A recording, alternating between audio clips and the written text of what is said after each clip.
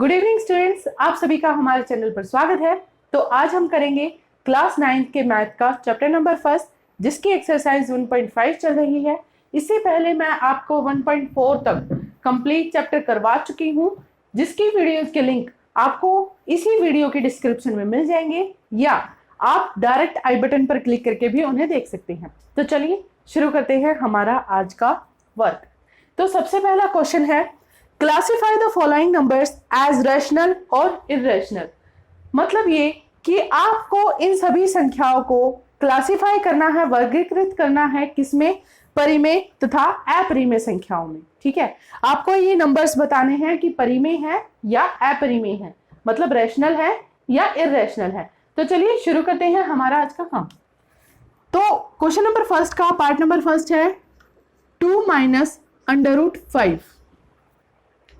अब हमें ये पता है कि 2 तो रेशनल है, बट √5 इर्रेशनल है। √5 इर्रेशनल है, जिसकी वजह से ये कंप्लीट जो नंबर है वो कैसा बन जाता है? इर्रेशनल बन जाता है। अब नेक्स्ट देखिए, आपके पास है सेकंड पार्ट 3 माइनस √23 माइनस √ ये शायद प्लस में है, सॉरी, ये प्लस का √23। ठीक है, अब आपको ये बताना है कि ये नंबर रैशनल है या इर्रेशनल है। पहले इसको सिंप्लीफाई कर लेते हैं। मैंने इसके ब्रैकेट्स ओपन कर दिए, तो ये हो गया 3 माइनस √23 प्लस √23। इससे ये कैंसिल हो जाएगा। ठीक है, आंसर आएगा आपके पास 3। 3 क्या है? आपके पास एक रैशनल नंबर है, मतलब परिमेय संख्या है। तो ये संख्या पूरी की पूरी कैसी हो जाएगी? आपकी रैशनल, मतलब परिमेय। ठीक है, नेक्स्ट क्वेश्चन पर चलते हैं। नेक्स्ट क्वेश्चन है आपका थर्ड पार्ट 2 √7 अपॉन 7 √7। ये क्वेश्चन है। तो यहां पर देखिए, √7 ऊपर भी है, √7 नीचे भी है। तो मैं क्या करूंगी, इस √7 को दोनों तरफ से मैंने डिवाइड कर दिया, मतलब यहां से और यहां से कैंसल आउट हो जाएगा। आपके पास क्या बनेगा? 2/7। 2/7 आपके पास कैसा नंबर है? रैशनल नंबर है। मतलब 2/7 कैसी संख्या है? आपकी परिमेय संख्या है। तो ये भी आपके पास कैसी संख्या आ जाएगी? रैशनल नंबर आ जाएगा या परिमेय संख्या आ जाएगी। ठीक है, तो अब हम करेंगे इसका फोर्थ पार्ट। फोर्थ पार्ट है आपका 1 अपॉन √2। 1 अपॉन √2, 1 रैशनल है बट √2 इर्रेशनल है। मतलब एक परिमेय है, लेकिन √2 वर्गमूल 2 आपके पास अपरिमेय है, जिसकी वजह से ये पूरी की पूरी संख्या आपकी अपरिमेय बन जाएगी, मतलब इर्रेशनल बन जाएगी।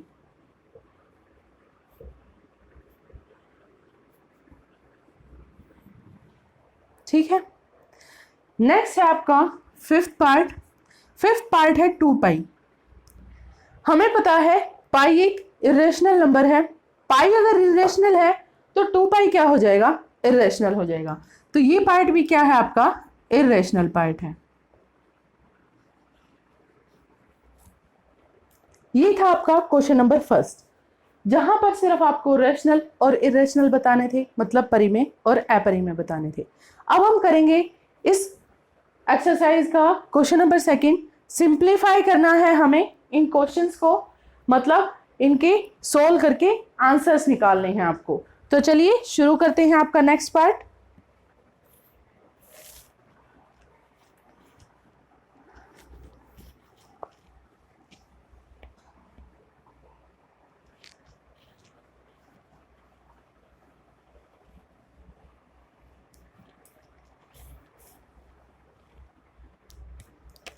क्वेश्चन नंबर सेकंड का फर्स्ट पार्ट है, जहां आपको सिंप्लीफिकेशन करना है। 3 प्लस √3 ब्रैकेट स्टार्ट 2 प्लस √2। देखिए ये है मल्टीप्लाई में, 3 प्लस √3 मल्टीप्लाई करना है 2 प्लस √2 के साथ। तो इसका फॉर्मूला आपको पता है कैसे आप इसको मल्टीप्लाई करते हो। पहले इस 3 की मल्टीप्लाई इस 2 के साथ करेंगे, फिर इसी 3 की मल्टीप्लाई इस √2 के साथ करेंगे। ठीक है, तो करते हैं। 3 2 जा 6, 3 इंटू √3 प्लस 3 √2। ठीक है, अब नेक्स्ट पार्ट, √3 की मल्टीप्लाई इस 2 के साथ, फिर इसी √3 की मल्टीप्लाई इस √2 के साथ। तो अब करें प्लस 2 √3 इंटू √2 प्लस √6। ये है इसका आंसर। छोटा सा आंसर है, सिर्फ मल्टीप्लाई करना था। मल्टीप्लाई करने के लिए क्या है, पहली संख्या को इन दोनों के साथ मल्टीप्लाई कर दे, फिर प्लस है या माइनस है मार्क लगा के, फिर दूसरी संख्या को उन दोनों के साथ मल्टीप्लाई कर दे, बस छोटा सा आंसर। नेक्स्ट है आपके पास सेकंड पार्ट, 3 प्लस √3, 3 माइनस √3। ठीक है, ये आपके पास एक फॉर्मूला बनता है। अगर आपने 8th क्लास में 14 चैप्टर में ये फॉर्मूले किए हैं तो a plus B and a minus B, तो आपका आंसर होता है a² माइनस b²। ठीक है, a plus B and a minus B, आपका आंसर होता है a² minus b²। Same as देखिए यहाँ पर भी a plus B and a minus B. तो मैं इनको सिंप्लीफाई कर सकती हूँ कैसे, 3 का स्क्वायर मतलब a का स्क्वायर माइनस √3 का स्क्वायर मतलब b का स्क्वायर। ठीक है, अब इसको सॉल्व कर दो। 3 का स्क्वायर 9, √3 का स्क्वायर 3, आंसर आ जाता है आपके पास 6। इस तरह से आपको ये क्वेश्चन सिंप्लीफाई करने हैं। नेक्स्ट थर्ड पार्ट देखिए, √5 प्लस √2 का होल स्क्वायर, √5 प्लस √2 का होल स्क्वायर। अब आपको a प्लस बी का होल स्क्वायर पता है क्या होता है, a प्लस बी का होल स्क्वायर क्या होता है, a² plus b² plus 2ab। तो सेम फॉर्मूले से आपको ये करना है, करिए। a² मतलब √5 का स्क्वायर, b² मतलब √2 का स्क्वायर प्लस 2ab मतलब 2 इंटू √5 इंटू √2। ठीक है, अब इसको सिंप्लीफाई कर दो, मतलब और भी आगे सोल्व कर दो। √5 का स्क्वायर कितना होता है 5, √2 का स्क्वायर होता है 2 प्लस 5 2 10 मतलब 2 इंटू √10, है ना। 5 प्लस 2 7 प्लस 2 √10, ये है इसका आंसर। ठीक है, इसका फोर्थ पार्ट देखिए आप। फोर्थ पार्ट जैसे मैंने आपको सेकंड पार्ट करवाया है सेम है।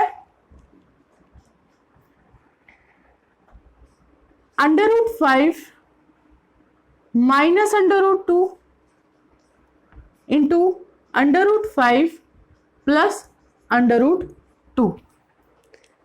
सेम है a plus B and a minus B.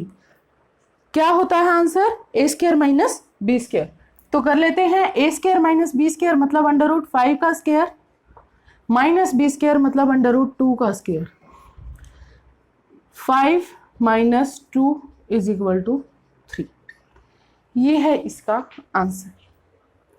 तो ये थे आपके पास एक्सरसाइज 1.5 के फर्स्ट और सेकंड क्वेश्चन। नेक्स्ट हम चलते हैं अब आपके थर्ड एंड फोर्थ क्वेश्चन की तरफ।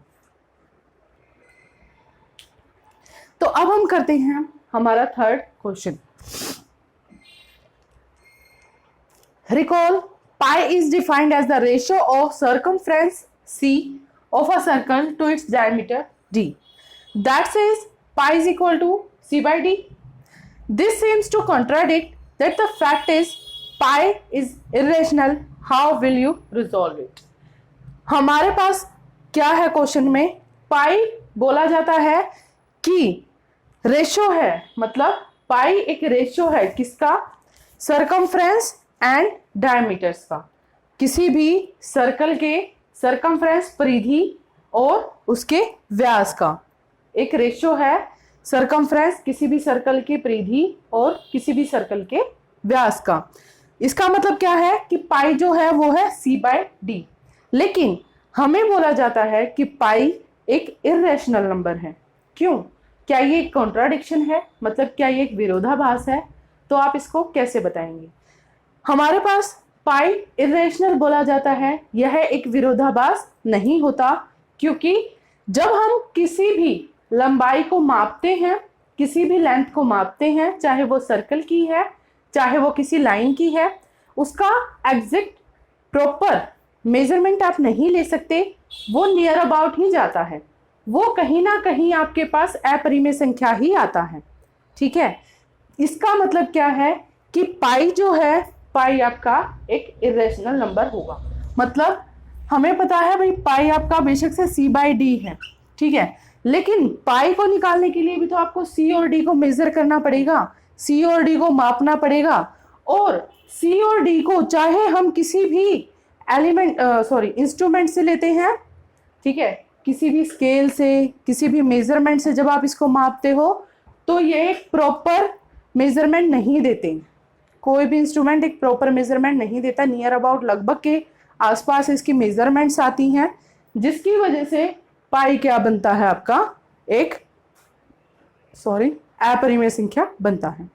ठीक है, समझ आया? बस आपको इतना लिखना है, यह एक विरोधाभास नहीं है कि पाई एक इरेशनल नंबर है, क्योंकि c और d को चाहे हम किसी भी यंत्र के साथ नापते हैं, मापते हैं, तो वह उसकी लगभग वैल्यू ही देता है, लगभग मान के बराबर ही देता है, जिसकी वजह से पाई हमेशा अपरिमेय संख्या देता है। बस अब देखिए question number 4, represent √9/√9.3 on number line. संख्या रेखा पर आपको वर्गमूल 9.3 को दर्शाना है। तो देखिए कैसे दर्शाएंगे। सबसे पहले मैंने एक रेखा ली A और B, जो कि 9.3 की थी, 9.3 यूनिट्स की थी। ठीक है, उसके बाद मैंने B से C एक पॉइंट लिया, B से C एक पॉइंट लिया जो कि 1 यूनिट का है, जो कि कितना है, 1 यूनिट का है। अब मैंने क्या किया, A एंड C का लंब समद्विभाजक कर दिया। लंब समद्विभाजक का मतलब मैंने प्रकार मतलब डिवीजर लिया, ठीक है, उसके साथ क्या किया, मैंने यहां से यहां पर प्रकार की नोक रखी, पेंसिल को खोल के आधे से ज्यादा मैंने इसका खोला, यहां पर चाप लगा दी, यहां पर चाप लगा दी। उसके बाद सी पर प्रकार की नोक रखी, आधे से ज्यादा मतलब जितना खुला हुआ था उतना ही रहने देना, और यहां पर ये चाप काट दी। ठीक है, अब आप जब इसको मिलाओगे तो ये इसका समद्विभाजक बन जाएगा। जो ये बिंदु बनेगा ये इसका क्या बनेगा, समद्विभाजक बन जाएगा। समझ आया कैसे? उसके बाद प्रकार की नोक को यहां पर रखकर ए तक खोलना है। इस बिंदु को मैंने मान लिया ओ, इस बिंदु को मैंने मान लिया ओ। क्यों? क्योंकि ये ए और सी का मिड पॉइंट है, ए और सी का मध्य बिंदु है। अब मैंने ओ ए जितना प्रकार खोला और यहां से एक सर्कल ड्रॉ कर दिया, इस तरह से सी तक एक सर्कल ड्रॉ कर दिया। ठीक है, सी तक मैंने क्या किया है, एक सर्कल ड्रॉ कर दिया।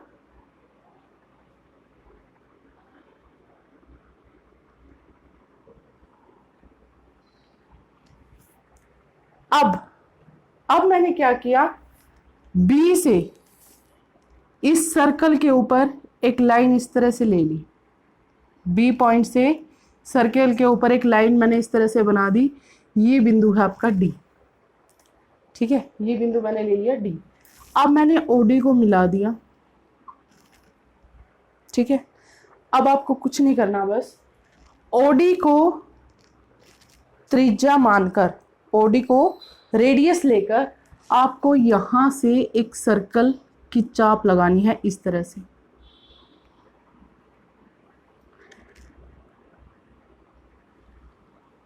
ये ठीक है, जिस बिंदु पर ये काटेगा वो बिंदु होगा ई, और ए से ई तक, ए से ई तक की जो रेखा होगी वो होगी आपकी वर्गमूल 9.3।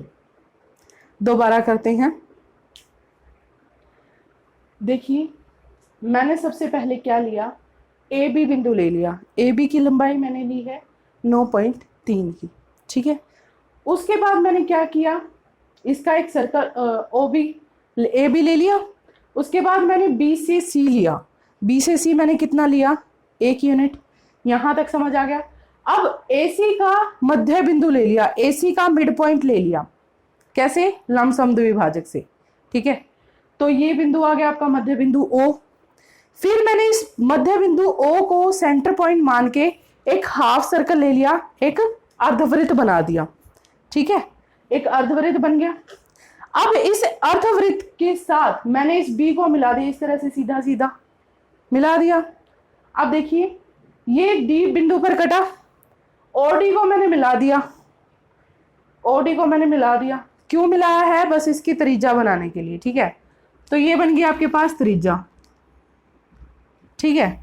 अब इसको त्रिज्या मानकर प्रकार के साथ O बिंदु पर मैं पॉइंट रखूंगी, O बिंदु पर मैं प्रकार की नोक रखूंगी, D बिंदु तक मैं पेंसिल को खोलूंगी और इस तरह से चाप बनाऊंगी, ठीक है। इस तरह से चाप की रेखा मतलब आर्क खींचूंगी।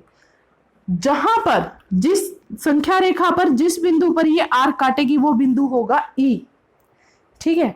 और यही रिप्रेजेंटेशन होगी आपकी √9.3 की। बस ये क्वेश्चन था आपके पास। अब इसको एज अ स्टेप वाइज लिखना है। कैसे, ड्रॉ AB लिख देती हूं, draw AB is equal to 9.3 units, ठीक है। Then BC is equal to 1 unit, ठीक है। फिर उसके बाद third point, draw mid point of AB। फिर मैंने मिड पॉइंट ले लिया AB का, ठीक है। देखो पहले AB रेखा खींची किसके बराबर, मतलब ड्रॉ की है, लंबाई लगाई है AB बराबर 9.3 की। फिर उसके बाद BC लिया है 1 यूनिट का। फिर मैंने सॉरी यहाँ AB नहीं आएगा, AC आएगा। फिर मैंने AC रेखा का मध्य बिंदु बनाया है।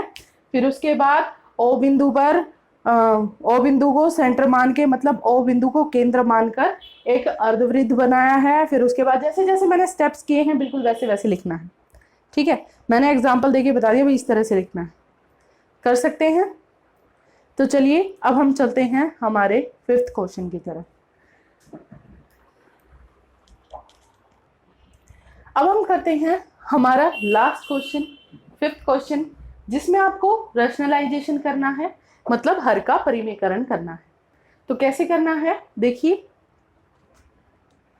रैशनलाइजेशन करते वक्त आपको डिनोमिनेटर देखना है, मतलब हर देखना है। हर को ऊपर और नीचे मल्टीप्लाई कर देना है। ये है आपका रैशनलाइजेशन प्रोसेस। या ये तो था सिंगल के लिए।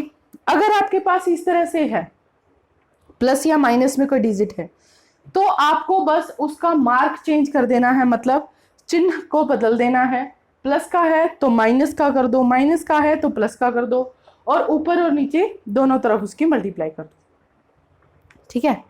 तो चलिए एक बार क्वेश्चंस में देखते हैं, तब आपको और ज्यादा अच्छे से समझ आ जाएगा। क्वेश्चन नंबर 5 का फर्स्ट पार्ट है 1/√7।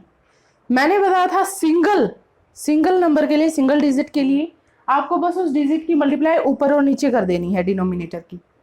तो मैंने मल्टीप्लाई कर दी √7/√7 के साथ, ठीक है। तो ये क्या बन गया, 7 अपॉन √7 इंटू √7, सॉरी √7 ऊपर आएगा, यहाँ आ जाएगा 7। ये है इसका हर का परिमेयकरण, मतलब रैशनलाइजेशन, ठीक है। अब इसका सेकंड पार्ट देखते हैं। सेकंड पार्ट से और ज़्यादा अच्छे से क्लियर हो जाएगा। अगर सिंगल डिजिट है, डिनोमिनेटर में अगर सिंगल डिजिट है तो उसी डिजिट की मल्टीप्लाई ऊपर और नीचे कर देनी है बस। लेकिन अगर प्लस या माइनस में है, देखिए 1/√7 माइनस √6। जैसा कि मैंने बताया था, अगर आपके पास इस तरह की डिजिट है तो आप क्या करेंगे, बीच का मार्क चेंज कर देंगे, चिन्ह बदल देंगे। ठीक है, तो करिए रैशनलाइजेशन।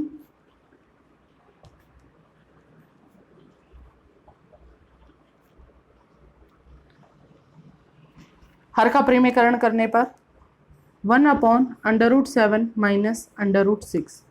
अब बीच का निशान बदल दिया, मल्टीप्लाई √7 प्लस √6 अपॉन √7 प्लस √6।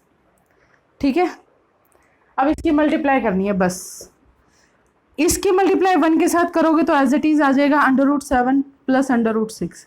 लेकिन नीचे वाला देखिए a plus B and a minus B, same मैंने आपको इसके बारे में बताया था कि आप इसको कैसे कर सकते हैं, a² माइनस b²। तो ये हो जाएगा √7 का स्क्वायर माइनस √6 का स्क्वायर। तो ये बन गया आपका √7 प्लस √6 अपॉन 7 माइनस 6 प्लस √6। ये है आंसर। ठीक है, इस तरह से करना है। अब देखिए इसका फोर्थ पार्ट यहीं पर करते हैं। फोर्थ पार्ट है 1/√5 प्लस √2। रैशनलाइजेशन प्रोसेस, हर का परिमेयकरण करने पर क्या होगा, मल्टीप्लाई कर दूंगी मैं इसकी, मार्क चेंज करके, यहाँ प्लस का है तो मैं माइनस का करूंगी, √5 माइनस √2 अपॉन √5 माइनस √2। ठीक है, अब इसकी 1 के साथ मल्टीप्लाई हुई है तो ये तो सेम हो गया, ये तो क्या हो गया, सेम हो गया। अब इसको देखिए a प्लस बी और a minus B, a plus B और a माइनस बी मतलब a² माइनस b², √5 का स्क्वायर माइनस √2 का स्क्वायर।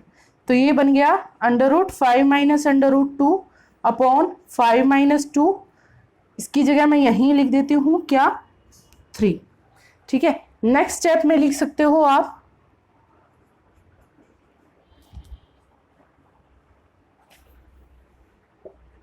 √5 minus √2 upon 3। ये इसका आंसर। ठीक है, ये था आपके पास इसका थर्ड पार्ट था भाई, ये तो फोर्थ पार्ट नहीं, थर्ड पार्ट था। ये है आपका फोर्थ पार्ट। फोर्थ पार्ट करते हैं आप।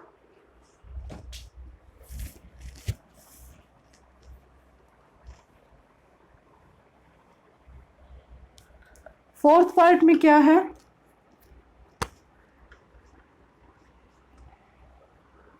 One upon √7 minus 2। Same process करनी है, रैशनलाइजेशन।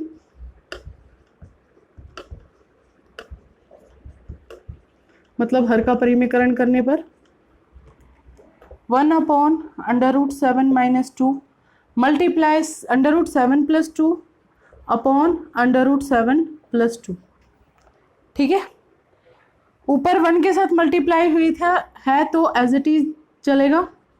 नीचे a plus B and a minus B, तो a² माइनस b² मतलब √7 का स्क्वायर माइनस 2 का स्क्वायर। तो ये क्या बन गया, √7 प्लस 2 अपॉन 7 माइनस 4। तो ये आ जाएगा √7 प्लस 2 अपॉन 3। ये है इसका आंसर। सिंपल प्रोसेस है। अगर इस तरह से है तो आपको बस मार्क चेंज करना है, चिन्ह बदलना है, प्लस या माइनस का है, प्लस को माइनस में कन्वर्ट कर दो, माइनस को प्लस में कन्वर्ट कर दो, ऊपर नीचे मल्टीप्लाई कर दो, बस सेम है हर एक क्वेश्चन का। ठीक है, तो ये थी आपकी एक्सरसाइज 1.5। आशा करती हूँ कि आपको वीडियो अच्छी लगेगी, हर एक क्वेश्चन समझ आया होगा। अगर आपको हमारी वीडियो पसंद आए तो प्लीज़ ज़्यादा से ज़्यादा शेयर कीजिए, लाइक कीजिए एंड सब्सक्राइब कीजिए, ताकि हम और भी ज़्यादा मोटिवेट हों आप तक अच्छे से अच्छा कंटेंट पहुंचाने के लिए। थैंक यू एंड नमस्ते।